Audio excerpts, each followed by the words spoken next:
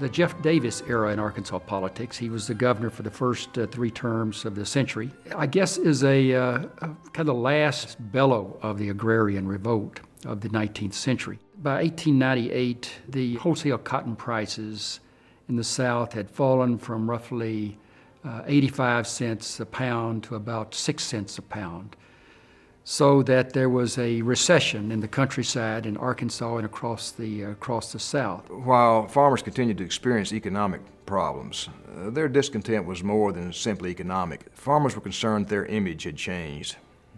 When Thomas Jefferson spoke of farmers, he spoke of them as God's noblest creation. And yet by the last years of the 19th century and the first years of the 20th century, farmers saw themselves increasingly looked at as hillbillies and hayseeds and rubes and hicks. So while many of their problems were economic and real, there was also a problem of image and how they looked at themselves and how others looked at them.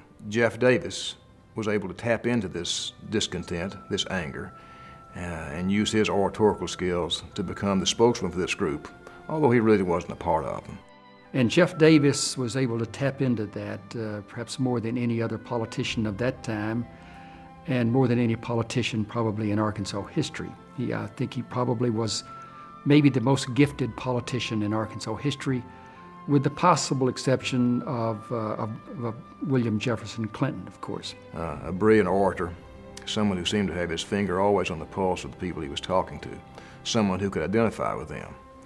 And it was these rural elements, these backcountry elements, that made Davis's career. But the election of 1900, which elected Jeff Davis for a first term, probably really began a few days after his election as Attorney General in 1898. Antitrust was a very popular issue in those days.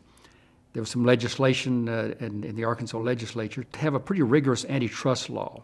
Jeff Davis supported that law, and in a single day he filed lawsuits against 63 out-of-state fire insurance companies, all on a single day, which sent terror through the business community of Arkansas and the nation.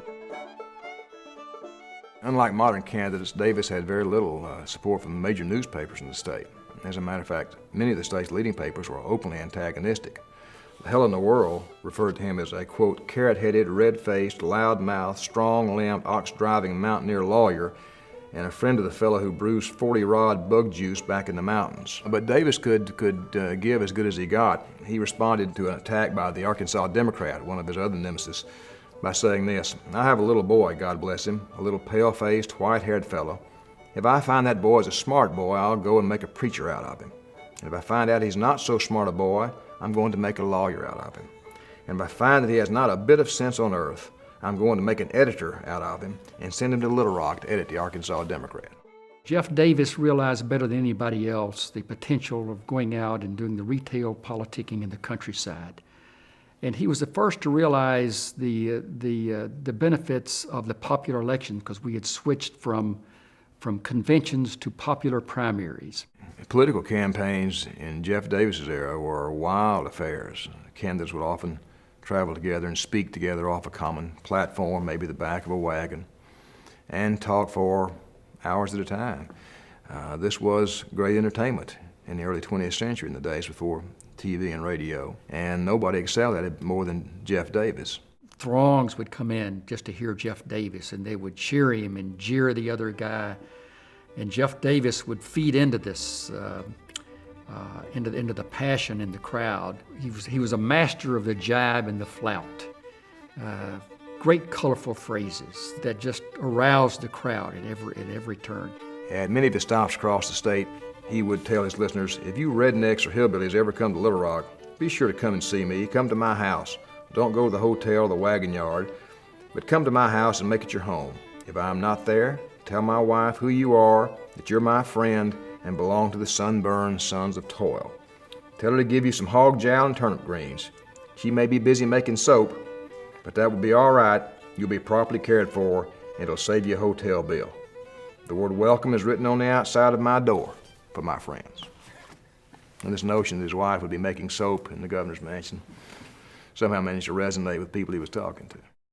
And frequently would turn to blows. In 1904, in his last race for governor, his principal opponent was Judge Wood, who was a distinguished justice of the Arkansas Supreme Court.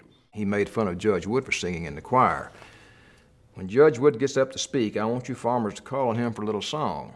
I can't sing. I ruined my voice calling for gravy when I was little. Judge Wood makes more racket singing in the choir in Little Rock than one of your farmers calling your hogs home. They got into a scuffle, and Jeff Davis had a gold-headed cane that had been presented to him back when he was Attorney General after he had sued the fire insurance companies. And on this scuffle, he beat Judge Wood on the head with his cane. Jeff Davis absorbed the most virulent strains, the worst strains of populism. That is paranoia and racism. And he used those two things to his advantage and developed an unstoppable political machine. But he did it mainly to entertain what he called the one gallus crowd, people with one-strap overalls. And it was popular, so he loved to talk about race out in the countryside, and he used some terrible language that everybody would find terribly offensive nowadays. And part of his campaign stump speech was that he told people that if he were elected, he would fill the penitentiary so full of blacks that their feet would be sticking out the windows. Except he didn't, of course, use the term blacks. It was a political stump ploy that he found worked well. Race baiting worked well in early 20th century Arkansas. And again, there was no downside because black participation was very, very low. Although it was hard to say that he really meant it, because he occasionally did some good things for African Americans, relatively speaking, for those days. Drinking was always an issue in a Jeff Davis race, because Jeff made no bones about it, he was a heavy drinker. He loved whiskey. And it was always a big issue. The Carrie Nation came down and condemned him as the worst governor in America. He was expelled from the Baptist church.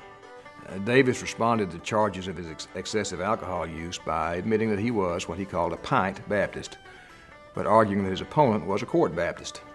But in one particular race, they were on the platform with his opponent, and the guy was talking about Jeff's drinking.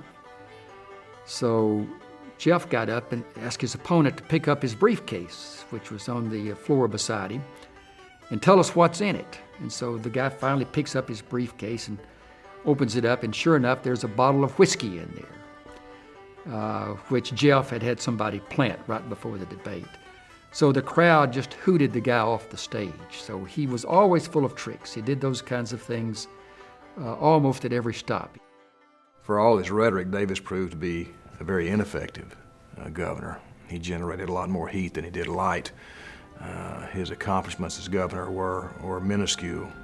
He later moved on to the U.S. Senate, where he found that the bombastic style that worked so well in the backwoods of Arkansas was not appreciated on the floors of Congress. And he was a very ineffective senator. He served one term, was reelected to a second, but died of a stroke shortly before his first term ended.